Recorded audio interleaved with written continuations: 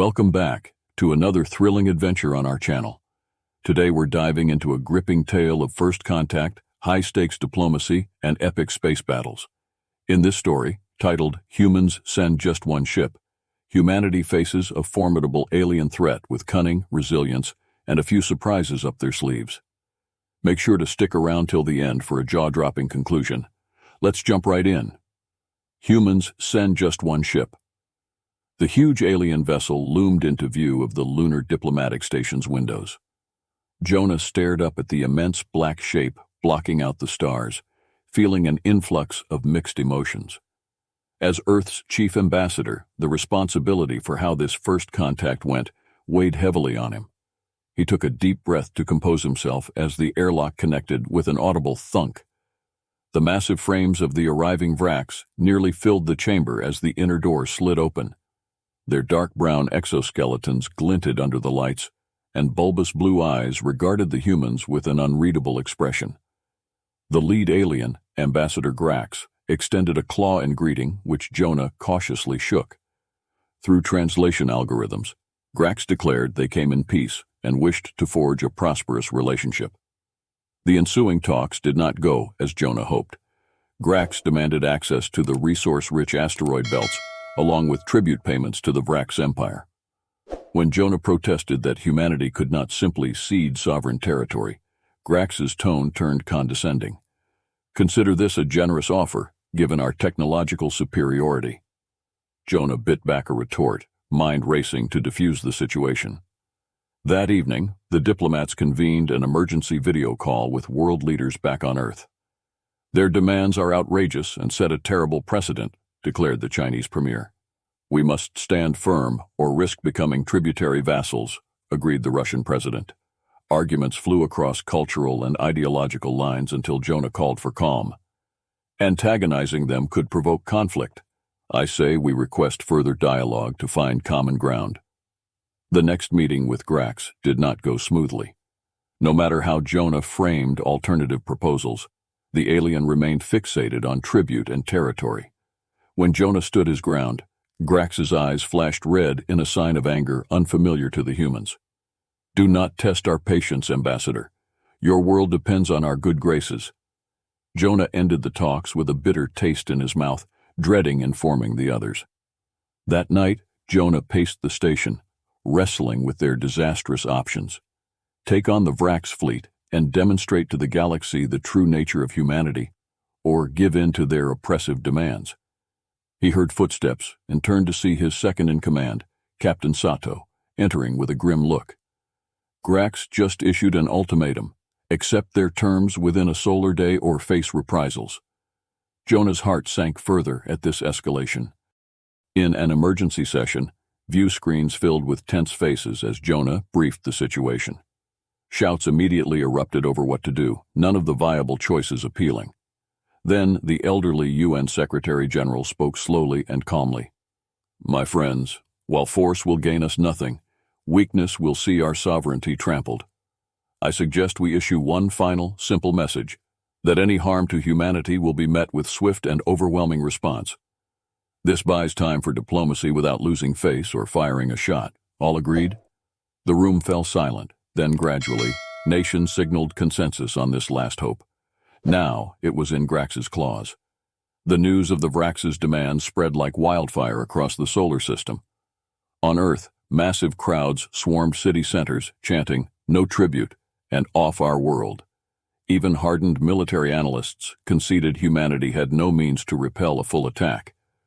Jonah watched the coverage, weary after hours of unproductive talks with Grax. The ambassador remained resolute because Earth's resources were required for the survival of the Vrax Empire. His mention of force cast a grim pallor over the room. As Jonah returned to the station, Captain Sato gave a grim update. Social media was swimming with calls to arms, governments debated reactive shows of military force. An emergency UN session convened via hologram. Shouts echoed in the vast chamber as leaders demanded strategies. "Further concessions will destroy our dignity," roared the Chinese premier. The Russian president warned a small deterrent strike could backfire catastrophically. "Our people will never accept subjugation," said the Indian foreign minister. Jonah relayed his advice to find diplomatic solutions. On the lunar station, Jonah stared up at the alien warship, praying his diplomacy to paid off.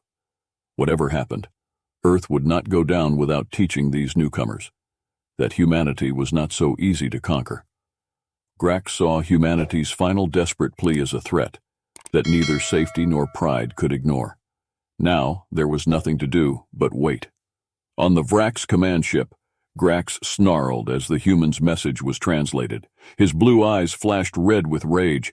"Insolent primitives! They dare threaten the mighty Vrax Empire?" He stabbed a claw at his subcommander. "Launch the entire assault fleet at once. I want those upstart human colonies wiped from the stars." The subcommander scrambled to obey, sending the order to the hundreds of ships waiting on standby. Throughout the armada, crew rushed to battle stations as engines roared to life. Within minutes, the full force of the Vrax military swung into a sharp intercept course, weapons priming for the slaughter to come. Within the lunar station, alarms blared as long-range sensors detected the armada changing course. "They're heading straight for the moon bases at maximum speed," cried Captain Sato, studying the readouts in horror. Ambassador Jonah prepared himself and delivered a command. "Decloak only one dreadnought and show Earth and the galaxy who we truly are." Through the viewport, he peered into the black and saw a faint flare of light growing behind Earth's shadow. On the bridge of the ESN Phoenix, Commander Aoki watched the enemy fleet emerge on her sensors, over 500 enemy contacts closing at dangerous velocity. "All hands to battle stations," she ordered calmly into the comm. Around her, the crew leapt into well-practiced motions as blast doors sealed and armor plating hummed into place. "Charge main kinetic barriers and plasma lances. Stand by rocket pods for intercept maneuvers." Aoki felt the deck plates vibrate as the massive engines thundered to life, pulling the Phoenix from its geosynchronous orbit in a burst of golden light. Through the forward windows, the crew watched Earth fall away at dizzying speed as the automated piloting system slammed the nose up and spun the dreadnought to align with its intercept vector. By the time the first Vrax ships broke lunar orbit, the Phoenix would be waiting. On the lead Vrax cruiser, Grax glared at the sensor display showing the lone human warship, accelerating to engage his fleet alone. "Impossible," he spat. "No single vessel could stand against hundreds. All ships," he bellowed. "Concentrate your fire and crush that eyesore." Around him, crew scrambled to comply, locking targeting solutions across the squadrons. But as the first energy beams and plasma lances lanced out, they merely flickered off invisible shields, far stronger than their own.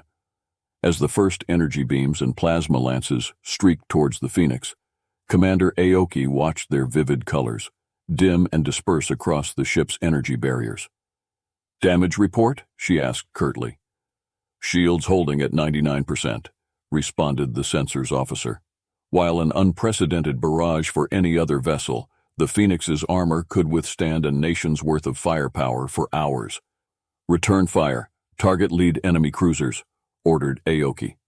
Before the words left her mouth, flickers of light erupted from the Phoenix's forward batteries.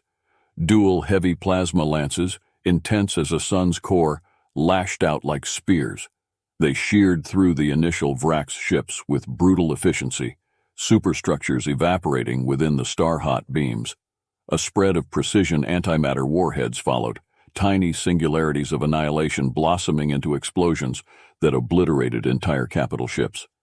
Not a single shot missed its mark, targeting computers guided by an intelligence far superior to any the aliens possessed. Behind the initial devastation, dozens more Vrax craft spun out of control, dead in space.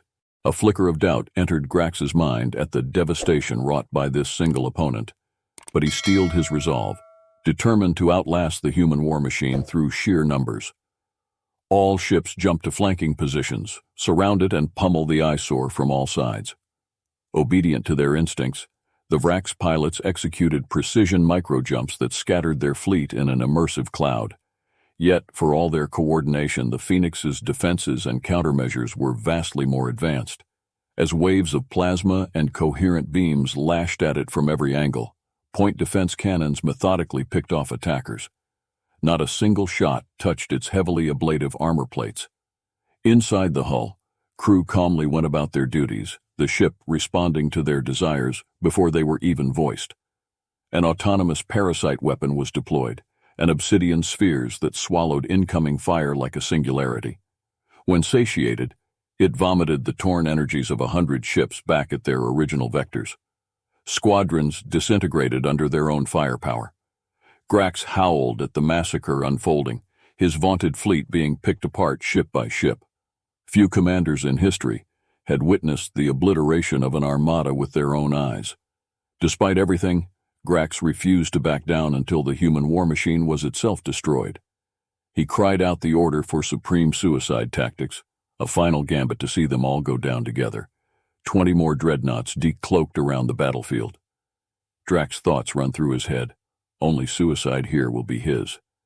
Surrender was the only option. And there you have it, explorers. Humanity, against all odds, stood its ground and showed the Vrax Empire the true strength and ingenuity of our species. From tense diplomatic standoffs to epic space battles, this story reminds us that even in the face of overwhelming odds, unity and resolve can lead to victory. If you enjoyed this story, please give it a thumbs up and share it with your friends. Don't forget to hit that subscribe button. Stay curious and keep exploring.